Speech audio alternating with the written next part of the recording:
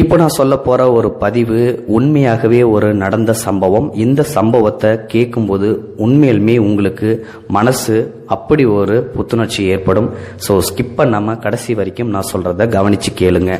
வித்யா நடராஜன் அப்படின்ற 2 தம்பதிகள் ஒரு பிளாட்ல வசிச்சு வந்துகிட்டு இருக்காங்க. நடராஜன் பேங்க்ல வேலை செஞ்சுட்டு ரிட்டையர்ட் ஆகி போன ஒரு ஓய்வு பெற்ற பணிக்காரரு. அதே மாதிரி அவங்க ஹவுஸ் ஒய்ஃபு. அவங்களுக்கு திடீர்னு கால் முறிவு ஏற்பட்டு வீட்டில் வேலை செய்ய முடியாத நிலையில இருக்காங்க. அப்போ தெரிஞ்சவங்களுக்கு சொல்லி விடுறாங்க, இந்த மாதிரி யாராவது வேலைக்காரிக்கு கிடைச்சா வீட்டுக்கு கொஞ்சம் துணையா அமுச்சு விடுங்க, என் பொண்டாட்டிக்கு கால் உடஞ்சி போச்சு அப்படின்னு சொல்றாரு. அதன்படி ஒரு அம்மா வராங்க. திடீர்னு கதவை தட்டுறாங்க. கதவை திறந்து அவர் பார்க்குறாரு. யாருமா நீ, என்ன வேணும்னு கேட்குறாரு. அதுக்கு அந்த அம்மா சொல்கிறாங்க, என் பேரு கோவலம், நான் வேலைக்கு வந்திருக்கேன் அப்படின்றாங்க. கோவலமா கோகிலாவா அப்படின்றாங்க. கோவலம் அப்படின்றாங்க. எனக்கு அப்பதான் அந்த பேர் பார்த்தீங்கன்னா புதுசா தெரிஞ்சுது. இது வரைக்கும் கோவலம் அப்படின்ற பேரையே நான் கேள்விப்பட்டதே இல்லையே அப்படின்னு சொல்லிட்டு யோசிக்கிறாரு. அதுக்கப்புறம் சரிம்மா என்ன விஷயம் அப்படின்னு கேட்குறாங்க. நான் வேலைக்கு வந்திருக்கேன், உங்களுக்கு தெரிஞ்சவர் தான் இந்த வீட்டு அட்ரஸ் கொடுத்து என்னை அனுப்பிச்சு விட்டாங்க அப்படின்றாங்க. சரிம்மா எவ்வளோ சம்பளம் எதிர்பார்க்குற அப்படின்னாங்க. எனக்கு அதெல்லாம் எதுவும் வேணாயா, சாப்பாடு கொடுத்து ஆனால் ரூமு கொடுத்துடணும். நான் இங்கே எனக்கு தங்கறதுக்கு எதுவும் இடம் இல்லை. நான் ஏற்கனவே தாம்பரத்தில் வேலை செஞ்சுக்கிட்டு இருந்தேன். அந்த வீட்டு ஓனரு துபாய் போயிட்டாரு, அதனால இந்த வீட்டுக்கு வந்திருக்கேன் வேலைக்கு அப்படின்றாங்க. சரி உள்ளவாமா, எனக்கு என் பொண்டாட்டிக்கு கால் உடஞ்சிருக்கு, அதுக்கு தான் உதவி தேவை, நீ இங்கேயே இருந்துக்க, 6000 ரூபா சம்பளம் தரேன் அப்படின்னு சொல்கிறாங்க. பரவாயில்லையா, உங்கள் இஷ்டம் அப்படின்னு சொல்லிட்டு ஏதோ ஒன்று சொல்லிட்டு அவங்க பட்டுக்கும் வீட்டுக்குள்ளே போகிறாங்க. ஆனால் அவங்க பார்க்கறதுக்கு ஒரு 50 வயசு இருக்கிற மாதிரி இருக்கும். ஆனால் தோற்றத்தில் 30-35 வயசு மாதிரி தான் தெரியுது. அப்படி ஒரு பளபளப்பான மேனியாட்டு இருக்காங்க. அப்படி இருக்கும்போது நம்ம நடராஜனோட மனைவியோட தங்கச்சி மாதிரி அவங்களுக்கு முறை தோணுது. பட் இருந்தாலும் இவருக்கு ஃபர்ஸ்ட் பிடிக்கவே இல்லை. ஆள் பார்க்கறதுக்கு கிழிஞ்ச சேலை, தலையில எண்ணெய் வைக்காத முடி, கொஞ்சம் ஏழுமா அவங்க முகத்திலே தெரிஞ்சுது. இப்படி இருக்கிற பொண்ணை யாரு தான் நல்லா பார்த்துப்பாங்க. சரி ஏதோ ஆக மொத்தம் எங்கள் வீட்டில் இடம் இல்லைம்மா, இப்போ நீ எங்கே தங்க போற அப்படின்னு கேட்குறாங்க. பரவாயில்லையா, நான் கிச்சன்லேயே படுத்துக்கிறேன் அப்படின்னு கோவலமும் சொல்கிறாங்க. சரின்னு வேலையை ஆரம்பிக்கிறாங்க. வேலையை ஆரம்பிச்சதுக்கப்புறம் அவங்க கொஞ்சம் கொஞ்சமாக சமைக்க ஆரம்பிக்கிறாங்க. முத நாள் சமைக்கும்போது நடராஜனுக்கு பிடிக்கவே இல்லை. என்ன சாப்பாடு இது, கொஞ்சம் கூட பிடிக்கவே இல்லையே அப்படின்னு கடுப்பில் என்ன பண்ணுறது, மனைவிக்கு கால் உடஞ்சிச்சு, இதெல்லாம் சாப்பிட்டு தான் ஆகணும் அப்படின்னு சகிச்சுக்கிட்டு சாப்பிட்டுட்டு இருக்காங்க. ஒரு நாள் முட்டைக்கோசை வேக வைக்கிறேன்னு சட்டியை கருவு விட்டுறாங்க. அப்போது நடராஜனோட மனைவியே ஏஞ்சி திட்டுறாங்க. என்ன நீ இப்படி தான் சமைப்பியா, சட்டியை கருவு விட்டியே, உன் நினப்பு எங்கே இருக்குது, ஒழுங்காக வேலை செஞ்சா செய், இல்லாட்டி இங்கேருந்து போயிடு, எதுக்கு எங்கள் உயிரை வாங்குற அப்படின்னு திட்டுறாங்க. மன்னிச்சுக்கோங்கம்மா, ஏதோ ஒரு நினப்பில் விட்டுட்டேன் அப்படின்னு சொல்கிறாங்க. இது வரைக்கும் அவங்க சாப்பாடு சாப்பிட்ட அவங்களுக்கு கொஞ்சம் கொஞ்சமாக ஒரு மாதத்துலேயே அவங்களோட சாப்பாடு பிடிச்சி போயிடுச்சு. நல்ல சாப்பாடு, அதுக்கப்புறம் பலகாரம், ஸ்வீட் ஐட்டம்ஸ் எல்லாமே விதவிதமாக செஞ்சு போட ஆரம்பித்தாங்க. ஒரு அக்காவை பார்த்துக்கிறத மாதிரியே அந்த கால் உடஞ்ச நடராஜன் மனைவியை கோவலம் பார்த்துக்கிறாங்க. இப்போது கோவலத்தை அந்த வீட்டுக்காரங்களும் நல்லா கவனிச்சுக்கிட்டே இருக்காங்க. எந்த ஒரு ஆடம்பரமும் இல்லை, தன்னோட கஷ்டத்தை சொல்லி புலம்பவும் இல்லை, சாப்பிட்றது, தண்ணி குடிக்கிறது, டீ குடிக்கிறது, இந்த மாதிரி எந்த ஒரு காட்சியும் பார்த்ததே இல்லை. ஒரே ஒரு நாள் மட்டும் நடராஜன் ஒளிஞ்சு நின்று கோவலம் சாப்பிட்றத பார்த்துருக்காரு. அதுவும் வெறும் சொத்தை சாப்பிட்ருக்காங்க. கஞ்சியில் உப்பு கூட போடாமல் சாப்பிட்டுட்டு இருக்கிறத பார்த்துட்டு அவங்களுக்கு கண்ணே கலங்கிடுச்சு. ஆனால் கோவலம் அது எதையுமே பொருட்படுத்தாமல் தூங்குறது கூட தெரியவே தெரியாது. காலையில் அவங்களுக்கு முன்னாடியே ஏஞ்சிருவாங்க. அதே மாதிரி வேலையை முடிச்சுட்டு படுக்கிறது, அவங்க தூங்குனதுக்கு அப்புறம் தான் தூங்குவாங்க. இப்படி நாட்கள் போய்கிட்டே இருந்தது. சாப்பாடு நல்லா சமைச்சிக்கிட்டு இருந்தாங்க. ஒரு நாள் பேங்க்கில் வேலை செஞ்ச அவங்களோட ஸ்டாஃபும் வந்துடுறாங்க. பணி ஓய்வு பெற்று இருக்கிறதால அடிக்கடி அவங்களோட ஃப்ரெண்ட்ஸுங்க வருவாங்க, நடராஜனை பார்க்கறதுக்கு வராங்க.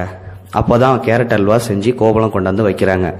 அந்த அல்வாயை சாப்பிட்டுட்டு எல்லாரும் செம்ம சூப்பராக இருக்குது, இன்னும் கொஞ்சம் வேணும், இன்னும் கொஞ்சம் வேணும்னு அவங்க ஃப்ரெண்ட்ஸ் எல்லாருமே சொல்கிறாங்க. அப்படி ஒரு அசத்தலான சாப்பாடு. இப்போது நடராஜனுக்கும் வித்யாவுக்கும் 2 பசங்க இருக்காங்க. ஒரு பையன் மும்பையில் அவங்க ஒய்ஃபோட இருக்காங்க, இன்னொரு பையன் டெல்லியில் இருக்காங்க. எப்பயாவது லீவு கிடைச்சதுன்னா சம்மரில் ஹாலிடேவுக்கு திருப்பி கொஞ்ச நாள் ஃபங்க்ஷன் எதாவது இருந்ததுன்னா அட்டன் பண்ணிட்டு போயிடுவாங்க. இப்போது இவங்க 2 பேருமே வந்து வெளியில் இருக்கிறதால இவங்க 2 பேர்த்தையும் பார்த்துக்கிறதுக்காக தான் கோவலம் இருக்கிறாங்க. இந்த மாதிரி ஒரு சுச்சுவேஷனில் திடீர்னு மூத்த பையன் ஊருக்கு வராரு மருமகளை கூட்டிட்டு. எல்லாரும் சந்தோஷமாக சாப்பிட்றாங்க. அப்போது கோவலத்தோட சாப்பாடை சாப்பிட்டுட்டு மூத்த பையன் ரொம்ப அருமையாக இருக்குது, இந்த வேலைக்காரி இந்த மாதிரி வந்து கிடைக்கிறது கஷ்டம்தான், நான் வந்து கூட்டிகிட்டு போயிடுறேன் அப்படின்னு சொல்கிறாங்க. அதுக்கு மருமகளும் சொல்கிறாங்க, ஆமாம்மா எனக்கும் இந்த வேலைக்காரியை பிடிச்சிருக்கு, ரொம்ப அவ்வளோ ஒரு எளிமை, எந்த ஒரு கெட்ட பழக்கமும் கிடையாது, யாருக்கிட்டையும் எதுவும் வம்பு தும்பும் வச்சுக்கிறது இல்லை, சாப்பாடு கூட சாப்பிட்றது கூட வெளியில் தெரியல, அவ்வளோ அருமையாக சமைக்கிறா, இந்த வேலைக்காரியை நாங்கள் கூட்டிகிட்டு போகிறோம், நீ கேட்குறத விட நான் அதிகமாகவே சம்பளம் தரேன் வாமான்னு சொல்லி கூப்பிடுறாங்க மூத்த பையனும் மருமகளும். அதுக்கு கோவலம், வேண்டாங்க நான் இங்கே இருக்கிறதே எனக்கு போதும், தராங்க எனக்கு தகுந்தா போல அப்படின்னு சொல்லிடுறாங்க, மறுத்துடுறாங்க. உடனே அவங்களும் 2 நாள் இருந்துட்டு திருப்பி ஊருக்கு போயிடுறாங்க. இது வரைக்கும் 6 மாதம் கடந்து போச்சு. இந்த 6 மாசத்துல ஒரு நாள் கூட தலைவலிக்குது, ஜுரம், எனக்கு லீவு வேணும்னு சொல்லி கேட்டதே இல்லை. எல்லா வேலையும் இழுத்து போட்டுக்கிட்டு செய்வாங்க. அவங்க முதலாளி கொடுக்குற சாப்பாடை கூட விதவிதமாக செஞ்சு சாப்பிடுவாங்க. அதில் கொஞ்சம் கொடுன்னு சாப்பிடுன்னு சொன்னால் வேணாம் பரவாயில்லன்னு சொல்லி தான் சொல்லுவாங்களே ஒஞ்சி சாப்பிட்டதும் கிடையாது. தட்டில் ஓரமாக கொண்டு போயிட்டு கிச்சனில் வச்சா கூட அது சாப்பிட்றதில்ல. வெறும் சோத்துல தண்ணியில் ஊற்றி உப்பு போடாமல் தான் சாப்பிடுவாங்களாம். அதோட தீபாவளி பொங்கல்னு சொல்லி சாரியாவது மாற்றி கட்டுமான்னு சொல்லி புடவை கொடுத்துருக்காங்க. அந்த புடவை எதுவுமே கட்டாமல் சைடில் அப்படியே வச்சுருந்துருக்காங்க. அவங்க அந்த கட்டிட்டு வந்த புடவையை மட்டும்தான் 2-3 மாற்று துணியோட வச்சு இங்கிட்ட வந்து நடமாடிட்டு இருந்திருக்காங்க.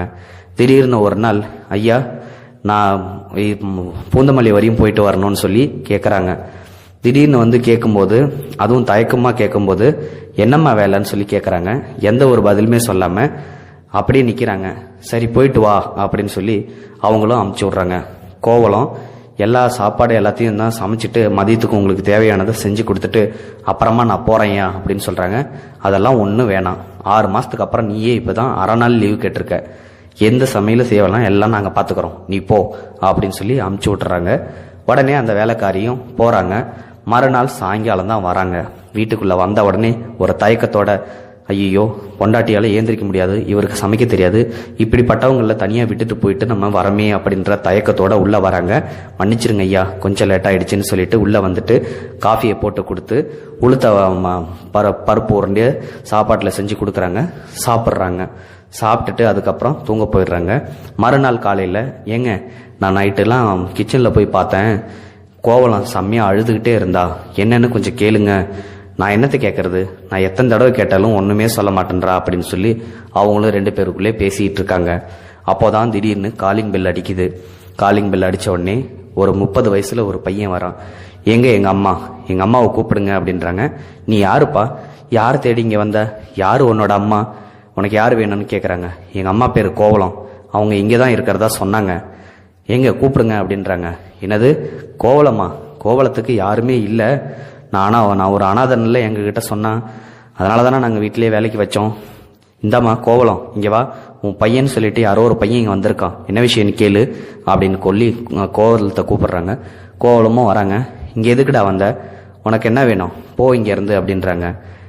எனக்கு ஒன்றும் வேணாம், வேணா நீ வந்து இங்கே எதுக்காக தேவையில்லாமல் கஷ்டப்பட்டுக்கிட்டு இருக்க, பாரு கிழிஞ்ச சேலை, வேலைக்காரிய ஒரு வேஷம், எவ்வளோ பெரிய கோடீஸ்வரி நீ, உனக்கு 2 கோடி ரூபா இருக்குது, வாங்கிக்க, செவனேன்னு வந்து வீட்டில் இரு, இல்லாட்டி அதையாவது வாங்கிக்க, உன் பிச்சை காசு ஒன்றும் எனக்கு தேவையே இல்லை, ஒழுங்கா போயிடு, நான் வந்து இங்கே செம்ம கடுப்பில் இருக்கேன், இதுக்கு மேலே இங்கே வந்து என்னை தொந்தரவு பண்ண செருப்பாலே அடிப்பேன் அப்படின்னு சொல்லி துரத்தி விட்டுறாங்க. இவங்க 2 பேரையும் பேசும்போது உத்து பார்த்துக்கிட்டே இருக்காங்க. உடனே அந்த பையன் என்ன சொல்கிறான், நானே எவ்வளோ தூரம் சொல்லி பார்க்குறேன், 2 கோடி ரூபா அசால்ட்டாக வேணான்னு சொல்கிற, எனக்கு ஒன்றும் வேணாம், நீ போயிட்டே இருறா, அதுக்கப்புறம் என்கிட்ட வந்து பணத்தை கொடுக்கல, அது கொடுக்கல, இது கொடுக்கல, உன்னை வந்து கடைசி காலத்தில் நாங்கள் தான் தூக்கி போடணும், அதை மட்டும் பார்த்துக்க, டேய் நீ ஒன்றும் என்னை தூக்கி போட தேவையில்லை, எனக்கு தூக்கி போடுறவங்களுக்கு என் பின்னால் 4 பேர் நல்லவங்க இருந்தால் போதும், ஐயா நீங்கள் என்னை தூக்கி போட மாட்டீங்களா ஐயா அப்படின்னு சொல்லி கோவலம் கேட்க, என்னம்மா இது கேள்வி, நீ எங்கள் வீட்டில் இருக்க, கண்டிப்பாக உன்னோட கடைசி காலத்தில் எங்கள் வீட்டில் நாங்கள் இருக்கும்போது முடிஞ்சதுன்னா நாங்கள் தாம்மா பார்ப்போன்னு சொல்லி அவரும் சொல்கிறாரு. அதோட அந்த பையனும் அங்கேருந்து ஏதோ பண்ணி தொலை, நான் போகிறேன், காசை வேணான்னு சொல்கிற ஒரே ஆள் நீ தான், கடைசி காலத்தில் கஷ்டம் தான் பட போகிற அப்படின்னு சொல்லிட்டு அந்த பையனும் போயிடுறான். உடனே அழுதுகிட்டே உள்ளே போகிறாங்க. இப்போது அவங்க 2 பேரும் கேட்கவே இல்லை.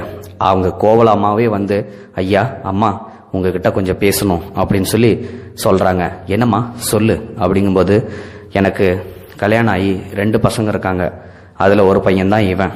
2 பசங்களா? ஐயோ, என் 2 பிள்ளைங்கள மறந்துட்டுனே. 2 பிள்ளைங்களையும் நல்ல இடத்துல கட்டி கொடுத்தாச்சு. ஒரு டிராவல்ஸ் ஆஃபீஸ் வச்சுருக்கோம். ஏக்கர் கணக்கில் எங்களுக்கு சொத்து இருக்குது. கல்யாண மண்டபம் பூந்தமல்லியில் கட்டியிருக்கோம். அந்த மண்டபத்தை விற்க போகிறதா நான் நேற்றுக்கு காய்கறி கடைக்கு போனேன்ல, அப்போ என் பையனை பார்த்தேன். அவன் தான் சொன்னான்.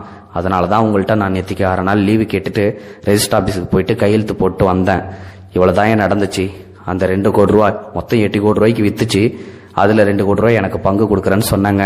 அந்த 2 கோடியை தான் வேணான்னு சொல்லி சொன்னேன் அப்படின்னு சொல்லி சொல்கிறாங்க. ஏன் கோவலம், எதுக்கு நீ இவ்வளோ கஷ்டப்படுற? நான் நினச்சேன் உன்னோட தோற்றம் தான் பார்க்கறதுக்கு 30-35 வயசு மாதிரியே இருக்குது. ஆனால் உனக்கு வயசு 50ன்னு நினச்சப்பவே நீ பெரிய கோடீஸ்வரியாக தான் இருக்கணும்னு எனக்கு இப்போ தான் புரியுது. நான் கூட ஏதோ தானேன்னு உன்னை எடை போட்டுட்டேன். ஏன் கோவலம், நீ எதுக்காக கஷ்டப்படுற? அந்த 2 கோடியை வாங்கிட்டு கால் மேலே கால் போட்டு உட்காந்துட்டு ஜோராக சாப்பிட்லாம்ல அப்படின்னு சொல்ல, வேண்டாயா, அந்த மாதிரி உழைக்காம வர்ற காசு எனக்கு தேவையே இல்லை. என் வீட்டுக்காரரு ஒரு ஆக்சிடென்ட்ல இறந்து போயிட்டாரு. அதுக்கப்புறம் இந்த பசங்களே என்னை ஏமாத்துறானுங்க. அப்படி ஏமாத்தி திருப்பி கொடுக்குற காசை நான் வாங்கி என்னையா பண்ண போறேன்? அந்த காசு ஒன்று எனக்கு வேணவே வேணாயா அப்படின்னு சொல்றாங்க. எவ்வளோ சொல்லிட்டோம், நீ கேட்க மாட்டேன்றே கோவலம். சரி, உன் வேலையை பாரு அப்படின்னு சொல்லி அனுப்பிச்சு விட்டுறாங்க.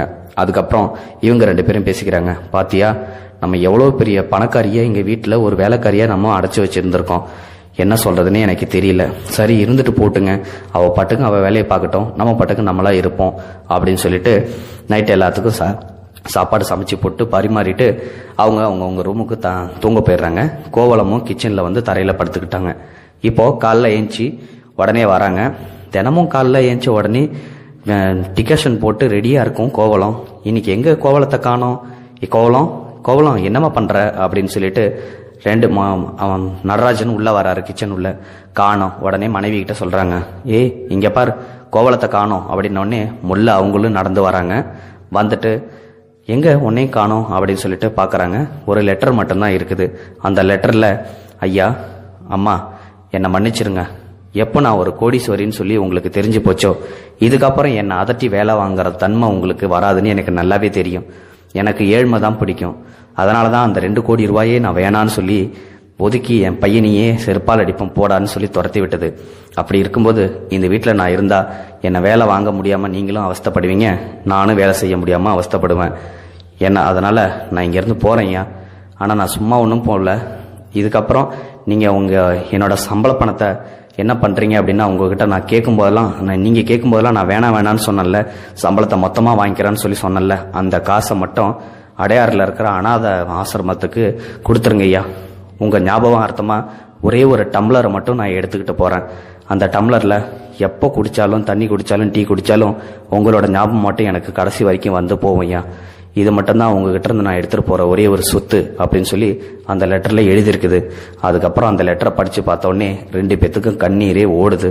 பக்கத்தில் பார்த்தா அவங்க கொடுத்து வச்ச புடவை எல்லாத்தையும் ஒரு செல்ஃபில் வச்சுருக்காங்க. அதை பார்த்தோன்னே இன்னும் பயங்கரமாக கண்ணீர் விட்டு அழுகுறாங்க. இப்படிப்பட்ட மனசு யாருக்கு வரும்?